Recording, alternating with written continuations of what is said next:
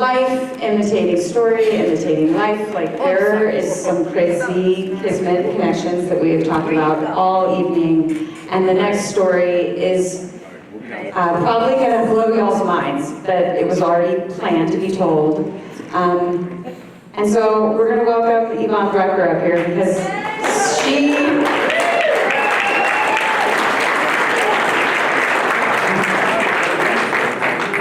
Yvonne has worked so hard on this story. It's been such a joy to work with her. And again, I think it's such an honor to healthcare and to the work that they do for her to share this story, and it is deeply resonant given what we've shared in this room tonight.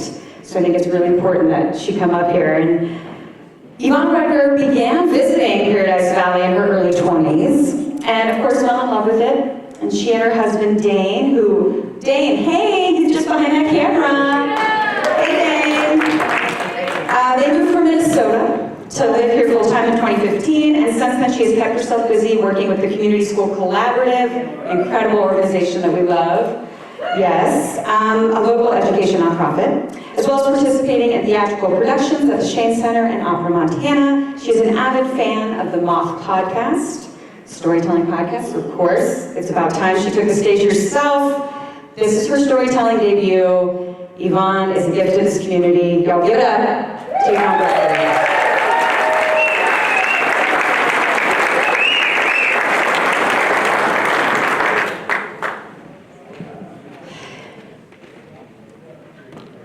Take a deep breath, right? It was a beautiful Saturday morning when the white pickup truck exited the tunnel. It didn't slow down though, and suddenly veered off the road and crashed head-on into the Welcome to Whittier, Alaska sign. I knew immediately that something was very wrong. The car wasn't speeding, the weather was good, the roads were dry. What I didn't know was that something extraordinary was about to happen. There was a dead man in that pickup truck, and he was about to give me a gift I had been searching for a long time. So for those of you who don't know me, I'm a doctor, and my specialty was emergency medicine. I worked for over 30 years, almost in a trauma center in Minneapolis, and yes, I saw a lot of crazy shit. I might show up for my shift at work and find all 40 beds in our ER full, another 15 patients in the waiting room, a nurse yelling that she needed a doc in room 12, and a life flight helicopter about to land with an unstable gunshot victim.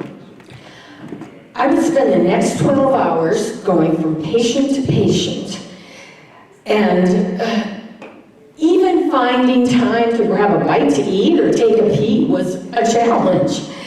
Sometimes the end of the shift just couldn't come soon enough. You know, I was kind of jealous. I had a plastic surgeon friend who was always getting cards and gifts from his patients. Thank you, doctor, for the great boob job. You're the best. You rarely hear thank yous in the ER. When my patients left the ER, I wouldn't see them again. And I never knew what their long-term outcome was. Frankly, this lack of connection with patients it left a void in me, and I struggled to fill it. I was burnt out, and I needed to recharge. So my family and I went on vacation to Alaska. And we wanted to go on a hike, so we stopped at a visitor center. The ranger there suggested we do the Portage Pass Trail. To get there, we had to head towards Whittier, Alaska.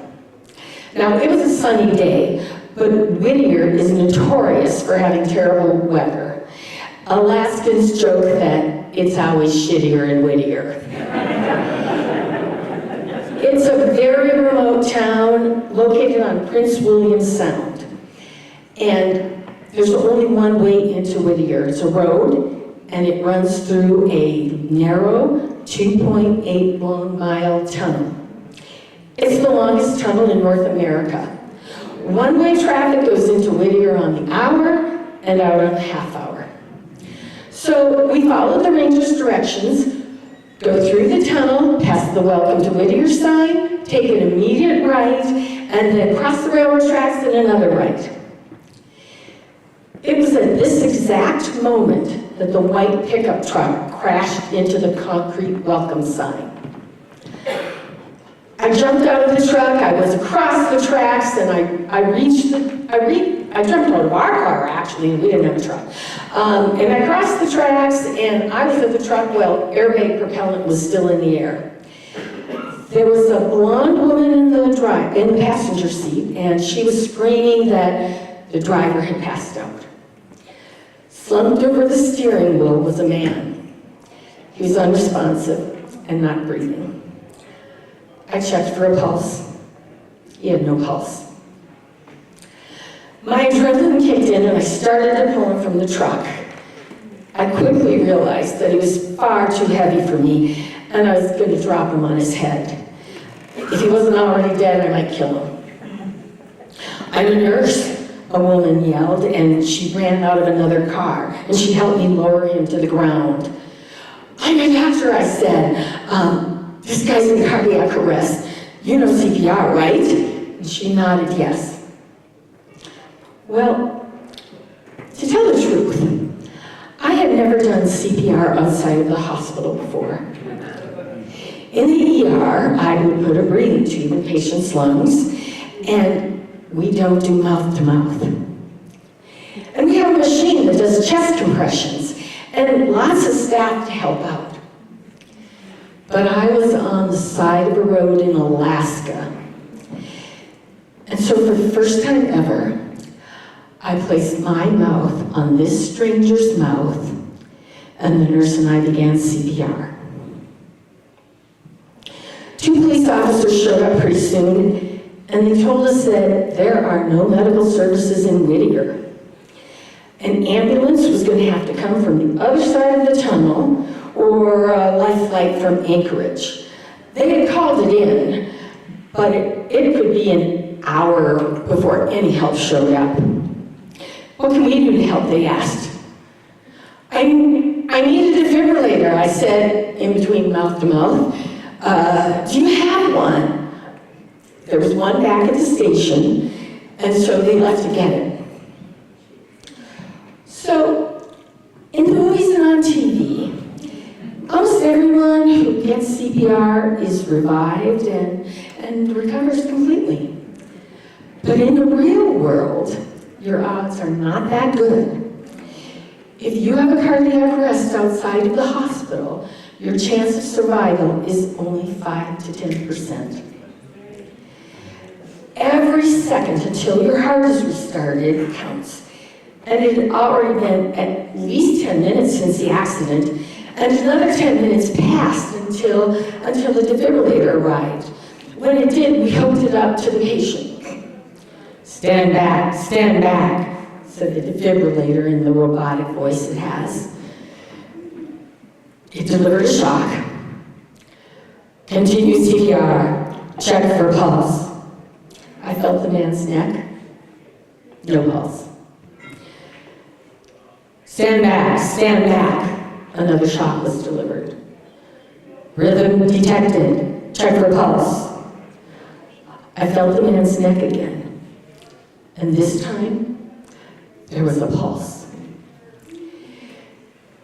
He started to breathe. He was still unconscious, but he began to move. And then he began to flail violently and vomit. Next, lots of it. This went on until finally the air ambulance from Alaska arrived and the flight crew took over. I went to speak to the screaming blonde woman from the pickup truck, and she told me her name was Susan. The man's name was Phil, and he was only 42 years old. I watched as Phil was loaded into the helicopter, and it lifted off and flew away over the mountains. I felt a wave of relief and disbelief wash over me. When the helicopter was out of sight, I went to go find my toothbrush.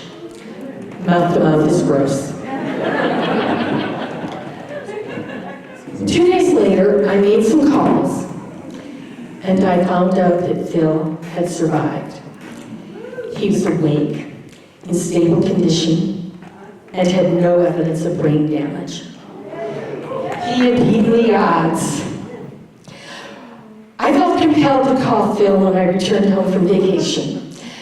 I waited nervously as the phone rang, and when he picked up, I said, "Hi, you won't remember me, but I'm the one who did mouth-to-mouth on you." He already knew who I was, and he laughingly told me that he had no deadly infectious diseases. That was a relief. The doctors had placed an automatic defibrillator in his chest. "I hope you don't mind," said Phil, "but I named it after you, Yvonne." I teared up. That year at Christmas, it was the day before Christmas actually, a big package was delivered to our house, and it was full of Alaskan seafood. In it, there was a card from Phil, and it read, "I enjoyed Thanksgiving a little more this year, and I think Christmas will be the same. Easter, however, has been ruined for me. That whole resurrection thing is just no longer as impressive."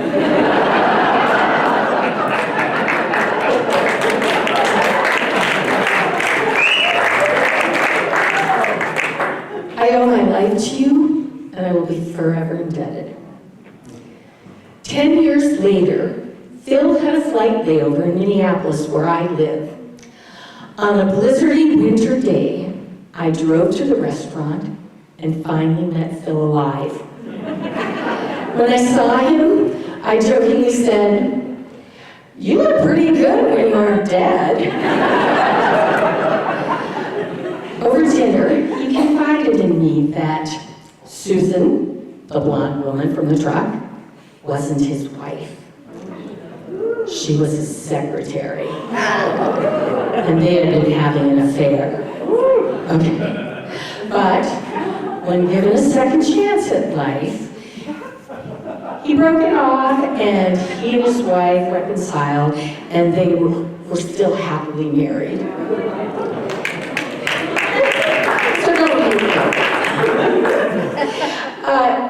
we talked about all the coincidences that brought us together at that specific time in such a remote location. I mean, if Phil's cardiac arrest had happened even a minute or two earlier, his truck would have crashed in the tunnel, blocking it, and I would have been 100 feet away when he needed me. That night, we hugged goodbye, and Phil got in the cab and went back to the airport. There were many times after that day in Alaska when I came home from work too late to stay the night to my kids, or tried to stay awake at 4 a.m. on a night shift. Sat alone on Thanksgiving in a dreary break room eating a dry turkey sandwich. But it was easier because I carried with me Phil's gift. No, not the seafood. What Phil gave me was a deeper understanding of what I meant to my patients and what they mean to me. I had a renewed sense of purpose, and I realized that for some of my patients, I might be the light at the end of their tunnel. Thank you.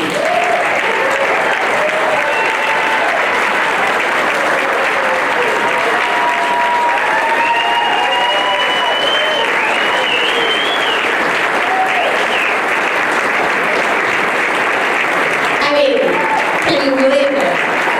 This woman, Yvonne, that was stunning.